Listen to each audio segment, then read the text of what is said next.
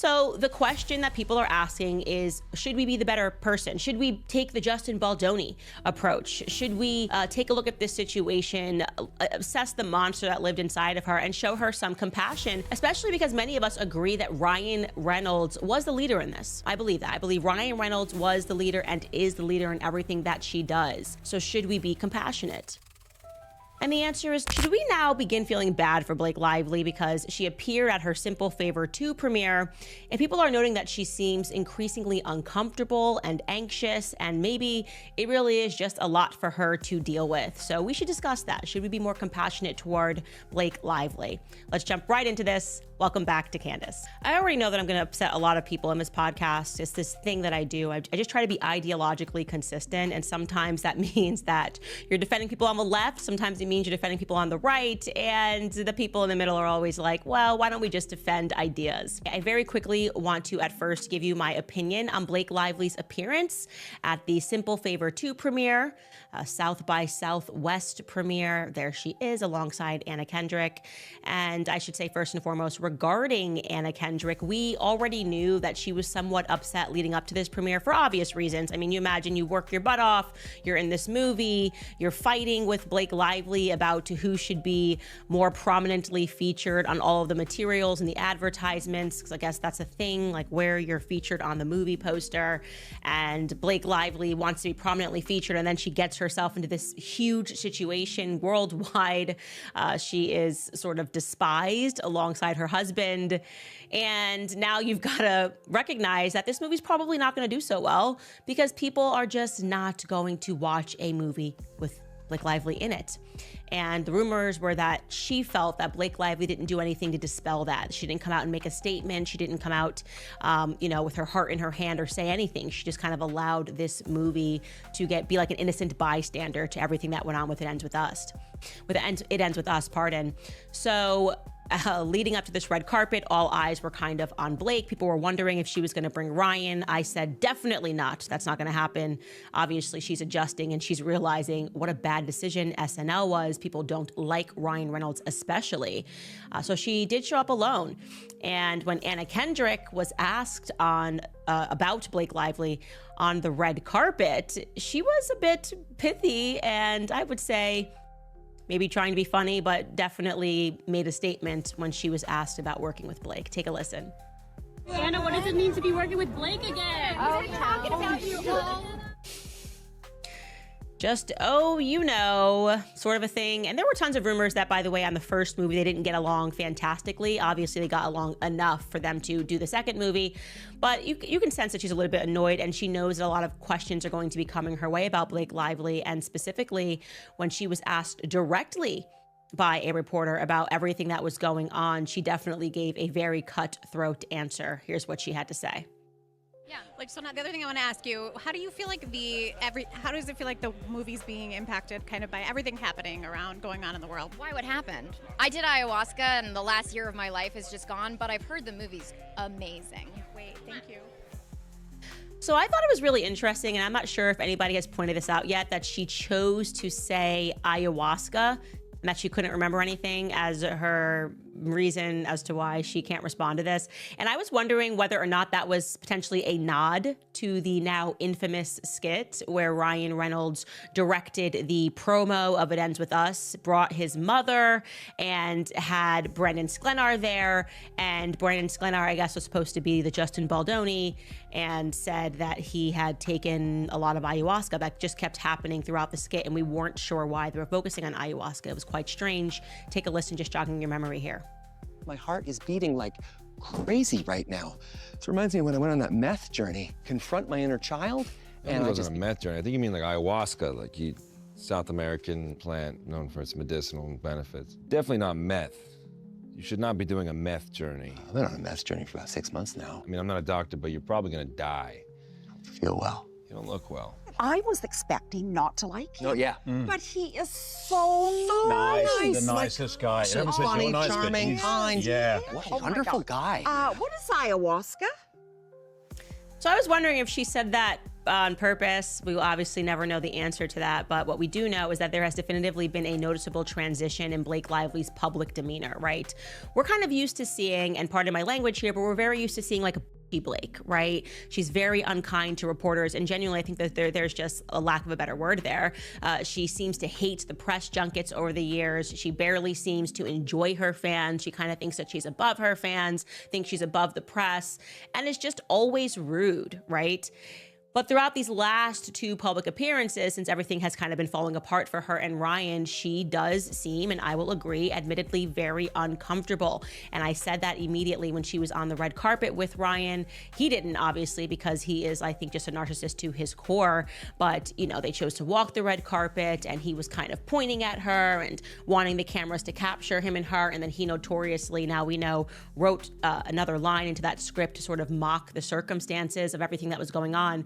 But when you zoomed in on her face in that moment and you saw Kevin Costner kind of looking down in that SNL moment, she doesn't look comfortable. She doesn't. She looks anxious. She looks like she doesn't really want to be out in public when she knows that the public does not like her. And we saw this similarly at the event for South by Southwest. Some people are noticing that she's rambling when she's speaking on stage to the point of almost incoherency, rambling to deal with her angst, right? And I'll just give you a sample of that. Take a listen. What happens in the third one? No, I'm joking. Capri and Rome, honestly. So Paul, we really wanted to make this second movie, and I was like, Paul, he wanted to shoot in Capri, and I was like, that sounds amazing, but it's very expensive, and let's just, shoot in Connecticut. That's where the first one took place. I didn't understand why it needed to be Capri, and now I want to live there. I love it so much.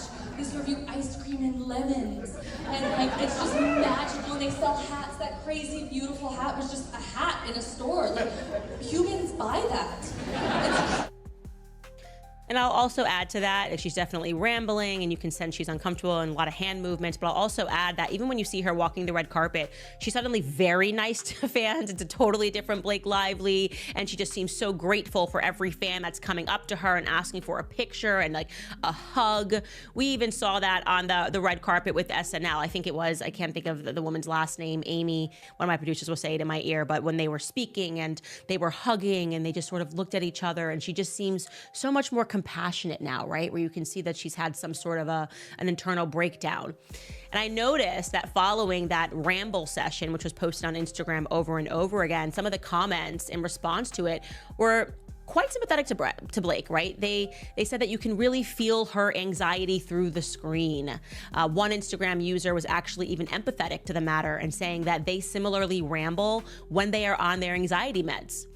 And I would not be shocked at all, by the way, if Blake during this moment was taking anxiety meds. I believe truly it is not an act to suggest that Blake Lively is anxious at this moment in time with so much on the line and everything that she feels that she's worked for essentially being wiped out with one case. So the question that people are asking is, should we be the better person? Should we take the Justin Baldoni approach? Should we take a look at this situation, assess the monster that lived inside of her, and show her some compassion, especially because many of us agree that Ryan Reynolds was the leader in this. I believe that. I believe Ryan Reynolds was the leader and is the leader in everything that she does. So should we be compassionate? And the answer is no. My friends, we obviously should not be compassionate. That's not how this works, okay?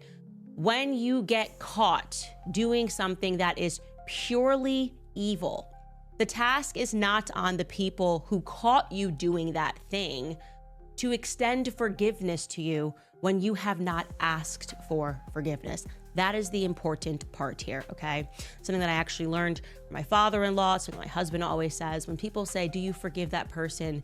The question is, have they asked for forgiveness? And Blake Lively has not. She's not said sorry.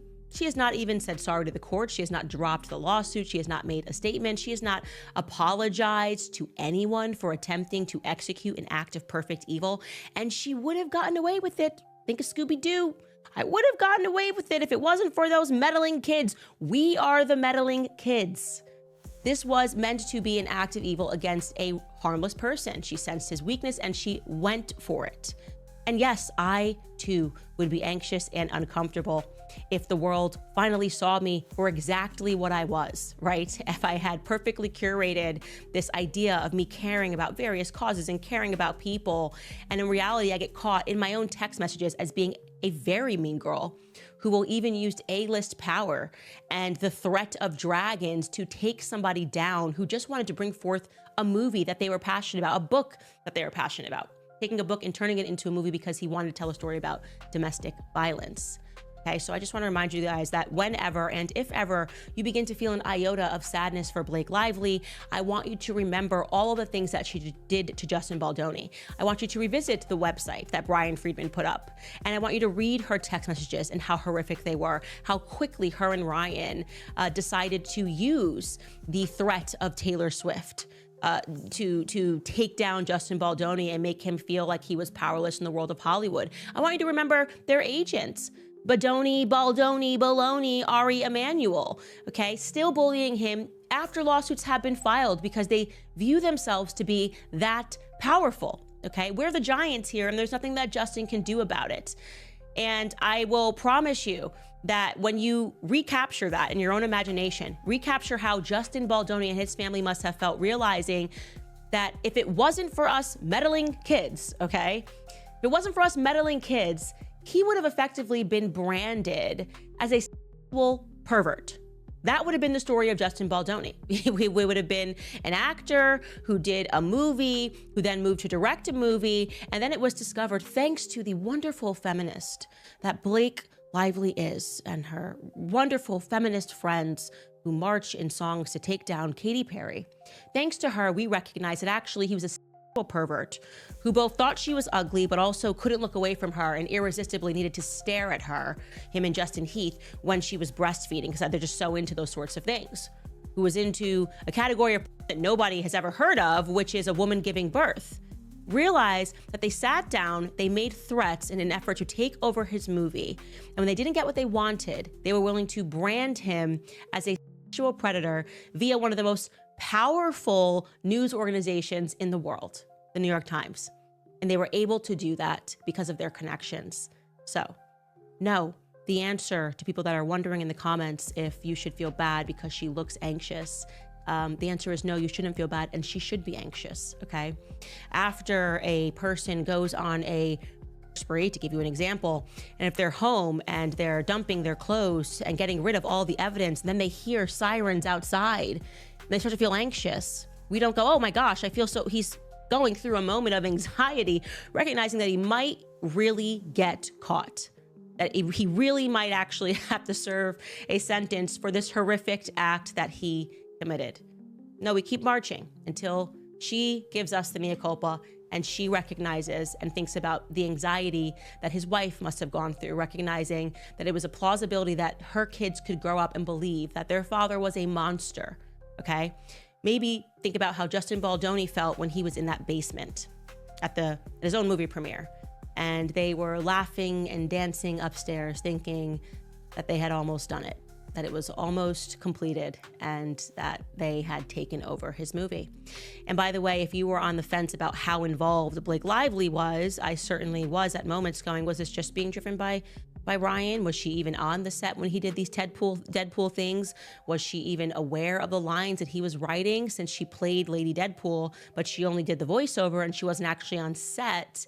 Did she know that he was going to over him and do all of these horrific, toxic things? Well, we got our answer when somebody on TikTok was able to find that present at that shoot that we just showed you, where he brought his mom in to mock Justin Baldoni and to make fun of him and his background and his family and ayahuasca. Blake Lively was present when that was shot. Here is a backstage at the It Ends With Us Ryan Reynolds promo shoot.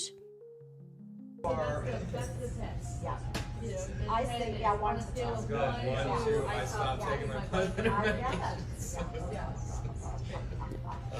yeah. It says the one and only Blake Smollett, and for those of you that are listening on the podcast, it is her laughing and speaking. It looks like she's directing almost Ryan's mother to say lines, and we know that she was saying lines about Blake, that Brandon was meant to be Justin Baldoni, and this was really, truly just high school bullying done to the Hollywood extreme. So